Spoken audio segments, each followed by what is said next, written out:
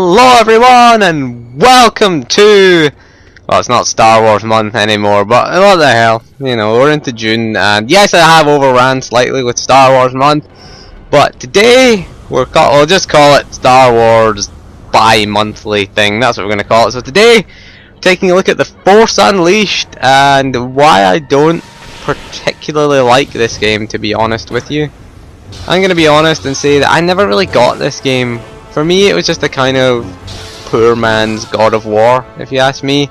There's just far too many quick time events. I mean, it was just, they just cloned God of War, basically, and gave you a guy with a lightsaber. The story was actually quite interesting, I thought. I liked the story. It's set between episode 3 and 4.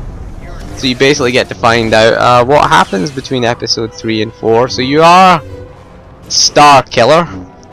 You are Darth Vader's secret apprentice, and you're tasked with hunting down the remaining Jedi that survived the Order 66 that you saw in episode 3.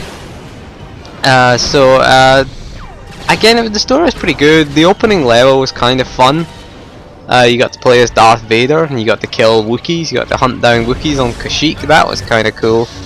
But I was never a big fan of the gameplay. Every boss fight boiled down to mostly the same strategy. Just mash on the buttons, kill the boss, and then, like God of War, have a quick time event, which just totally ruined it for me, because there's no real skill in a quick time event. I mean, we just took down an epic boss and we just have to press, you know, square, X, square, or something like that. It was something like that you had to press, and then you just watch as he finished off the boss. I was never a big fan. The other thing I never really liked about it was the fact that the controls for the Force were garbage.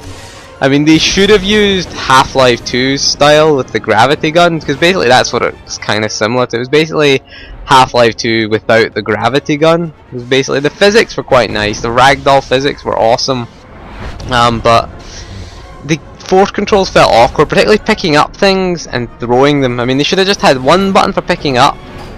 You aim with the analog stick and you throw it. That's simple, but you had to always flick the analog stick in the direction, and it never quite worked out because you could use both analog sticks.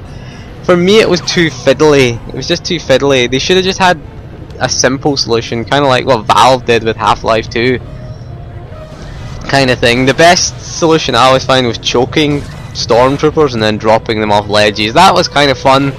The physics demo, it felt a lot like a physics demo for me rather than a game.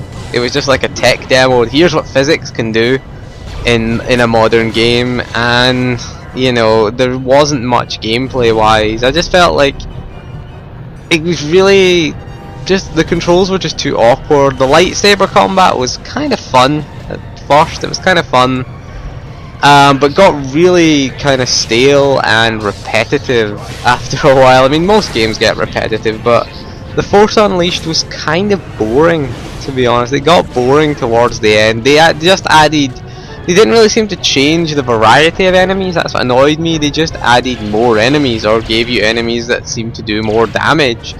And for me, that just felt, the enemies just felt cookie cutter. I mean, they were stormtroopers for the most part. You know, they are pretty cookie cutter enemies. Stormtroopers, I guess, but again, I just felt this could have been better. It just could have been better if it wasn't sort of trying to be God of War. It tried to be more like the old Jedi Knight games, because the Jedi Knight games were fun. I really loved them, especially Jedi Knight 2 and Jedi Academy. They were pretty awesome, those games. But The Force Unleashed, it just felt kind of like, let's clone God of War and put some physics in it. That's what it felt like to me. The sequel was a little bit better, The Force Unleashed 2, a little bit better, but again, it just wasn't that great. The storyline I liked for both games, I have to say. The storyline was really good in The Force Unleashed 1 and 2, and it's a shame that it's not part of the canon now. It's just a real shame for me that The Force Unleashed 2 can't be part of the canon, because Star Killer was kind of a good character. I quite liked him.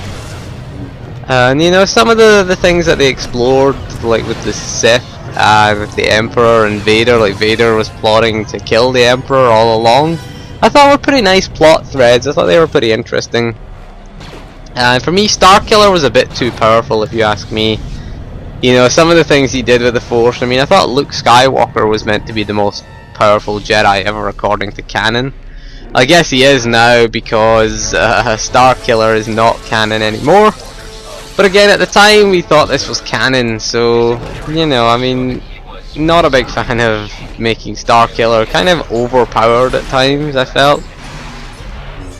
And you never really fought, you fought a few Jedi, but you never fought enough kind of Jedi enemies for me as well. I liked the story though. The story was really interesting and kind of fun, but it just kind of got really boring. The other thing that annoyed me was the platforming. It just felt like a really average platformer, a kind of average hack and slash game. A fairly average RPG elements were added to it as well.